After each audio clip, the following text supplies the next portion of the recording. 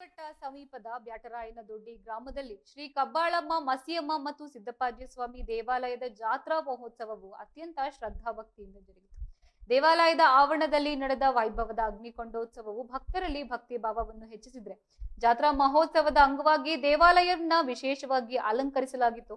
ಅಗ್ನಿಕೊಂಡವನ್ನ ಪ್ರವೇಶಿಸುವ ಮುನ್ನ ಅರ್ಚಕರು ವಿಶೇಷ ಪೂಜಾ ಕೈಂಕರ್ಯಗಳನ್ನ ನೆರವೇರಿಸಿದ್ದು, ಗ್ರಾಮದ ಮಹಿಳೆಯರು ತಂಬಿಟ್ಟಿನ ಆರತಿಯನ್ನ ಹೊತ್ತು ದೇವರಿಗೆ ಸಮರ್ಪಿಸಿ ತಮ್ಮ ಇಷ್ಟಾರ್ಥಗಳನ್ನ ಸಿದ್ಧಿಗಾಗಿ ಪ್ರಾರ್ಥಿಸಿದ್ರು. ಇನ್ನು ಅಲಂಕೃತ ದೀಪಗಳು ಭಕ್ತರ ಕಣ್ಮನ ಸೆಳೆದಿದ್ರೆ, ಈ ಕ್ಷೇತ್ರವನ್ನ ಭಕ್ತರು ಎರಡನೇ ಕಬ್ಬಾಳು ಎಂದೇ ಕರೀತಾರೆ.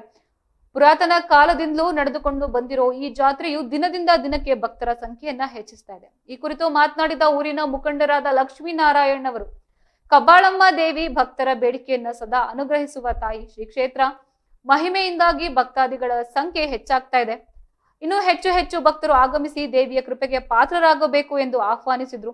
ಅಗ್ನಿಕೊಂಡದ ನಂತರ ದೇವರ ಮೂರ್ತಿಗಳನ್ನ ಗ್ರಾಮದ ರಾಜಬೀದಿಗಳಲ್ಲಿ ಮೆರವಣಿಗೆ ಮಾಡಲಾಗಿದ್ದು, ಮಕ್ಕಳು ಸಿಡಿ ಸೇರಿದಂತೆ ಹಲವು ಧಾರ್ಮಿಕ ಕಾರ್ಯಕ್ರಮಗಳನ್ನ ಆಯೋಜಿಸಲಾಗಿತ್ತು. ಈ ಸಮಾರೋಪದಲ್ಲಿ ಆಡಳಿತ ಮಂಡಳಿಯ ವತಿಯಿಂದ ಸಾವಿರಾರು ಭಕ್ತರಿಗೆ ಅನ್ನದಾಸೋಹವನ್ನ ಕೂಡ ಏರ್ಪಡಿಸಲಾಯಿತು.